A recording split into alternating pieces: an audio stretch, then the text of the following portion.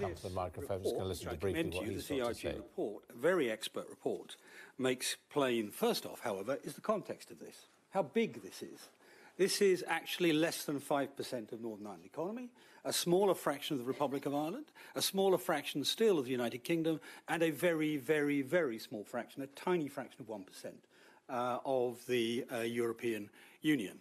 And run properly, as described in this paper, it is simply no threat whatsoever to the integrity of the single market, and something else which we take seriously.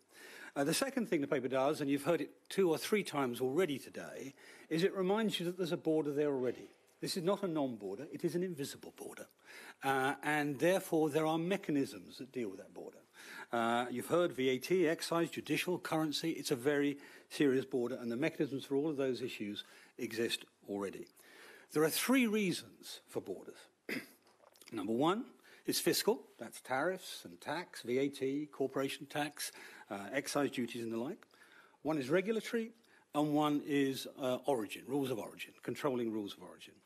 The paper deals with all of those things very well.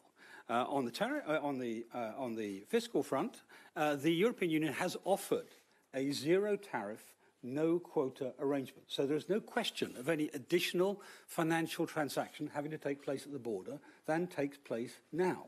That's why the mechanisms will work that work now afterwards. On the rules of origin front, people talk about hundreds of crossing points, but there are only half a dozen or so ways into Northern Ireland. There are 5 commercial ports and a couple of airports. Now, the idea that you cannot control the rules of origin, the origin of goods from outside the European Union coming in nominally through Belfast, say, and into the south, and therefore in the European Union, is controllable, as the paper makes clear. And on the regulatory front, you've heard everybody speak before. There are 4 real north-south regulatory issues in the north-south strands. One's agriculture, one's the electricity market, one's road transport, and one's waterways. Well, we're not going to be polluting waterways. We're not going to be reducing the safety of the transport. On the single electricity market, there are already special arrangements, carve-outs of the carbon tax arrangements. And on agriculture, as Owen said, there's a single epidemiological, or what the paper calls biosecurity area, to protect the south and therefore everybody else in the event of breakouts of disease, whether it's BSE or foot and mouth and so on. So the paper is a fabulously practical, sensible approach to this. And the only way we are going to resolve this issue and thereby unlock the negotiation, because that's what this is about. This is about unlocking the negotiations. The only way we can do it is by engaging at a practical level, which this paper does in a way which the union has not yet done.